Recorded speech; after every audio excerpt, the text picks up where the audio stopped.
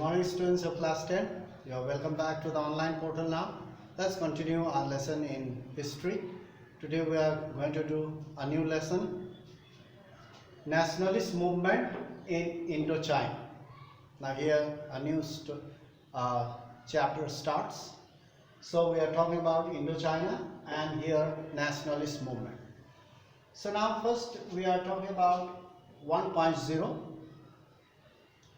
Then in our next class we will do 1.1. So now first emerging means to come out. Emerging from the shadow of China. Emerging means coming out from the shadow of China. Shadow means influence of China. That is from page 30. So now you look at page 30 or look at 1.0 and you can go through the book as well. But first you listen carefully and pay attention so that you will not have any problem later on. So listen carefully. Let's go through one by one. Number one, Indochina. The area.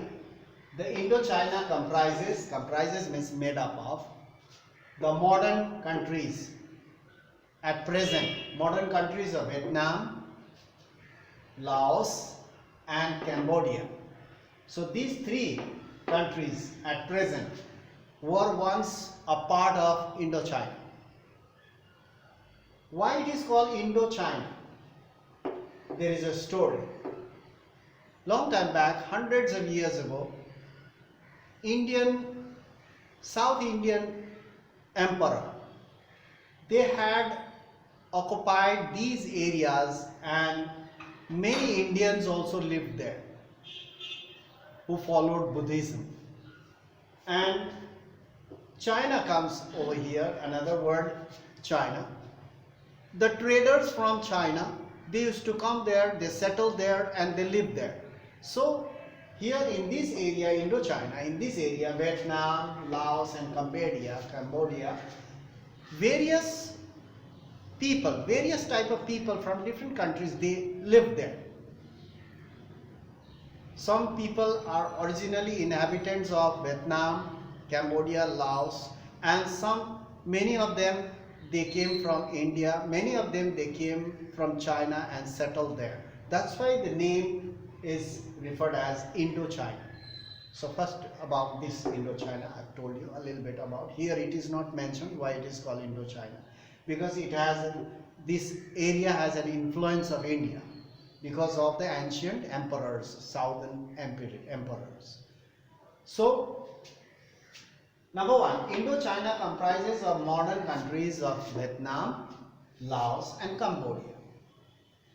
Its early history, the early history of Indochina shows many different groups of people. You can see that, as I have told you, many different groups of people from India, from China and the original natives of those areas.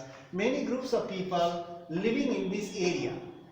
They live in this area under the shadow of the powerful empire of China. So these people live under the influence of powerful empire of China. After the downfall of the Indian kings, the Indian kings had an influence there. Not only Indochina, but they had the Indian emperors had the influence of Malaysia, Sumatra, Java, Burma. All these areas were once under the rule of Indian kings, South Indian kings. So after the downfall of these South Indian emperors, the Chinese, the powerful empire of China had an influence over there. So now here, number three, even when these countries established independence or set up independence or became free independent countries, Vietnam, Laos and Cambodia, when they became independent, its rulers the rulers of these areas continued to maintain the Chinese system of government. That's why it is called the shadow.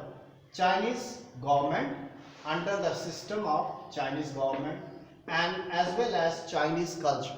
So the people over there, they followed Chinese culture. They were governed according to the Chinese system. These new independent countries, they followed Chinese, practically everything. Their language, literature, culture, everything was influenced by the powerful empire of China. So now Vietnam was also linked. Not only that, these areas, Vietnam especially, the Vietnam was also connected, linked means connected, to Silk routes. Silk routes we have learned in our class 9. Silk routes that brought in goods. From silk routes, goods were brought from various countries. People, they came and settled there, traders, and new ideas also came there. In villages, remote areas, the Silk Route, the network of Silk Route was connected to remote areas, villages. The trader used to go to each village and they used to trade things. Many of the Chinese traders, they began to settle there. They settled there also. Fine network of trade. There was a fine network of trade. Silk Route. There was a network of Silk Route connecting each village. Fine network of trade connected to hinterland. Hinterland means villages, remote areas were also connected with the Silk routes. So the traders, goods and ideas reached every part of Vietnam, Laos and Cambodia. Where in these hinterlands, remote areas where non-Vietnamese people live, in remote areas, non-Vietnamese people who came from outside and settled there, non-Vietnamese people such as Khmer, Cambodians lived. Khmer Cambodians lived, and they were mostly Buddhist. They followed the Buddhism, the religion Buddhism, and they were also influenced by the Indian culture. So you can see that these fine network of trade and silk routes connected the hinterlands, every villages where non-Vietnamese lived, where most of the people they settled, they came from outside and settled there and lived. These hinterlands, they were also connected, and all these areas were influenced by the powerful Chinese culture and Chinese governments. The Chinese system of government, not Chinese government, Chinese system of government, because even after independence, the rulers of these areas, they follow the system of Chinese government as well as the culture, Chinese culture. Even their language and literature was also Chinese. So this much for today. There are altogether 5 points here in 1.1, and to be continued in our next class.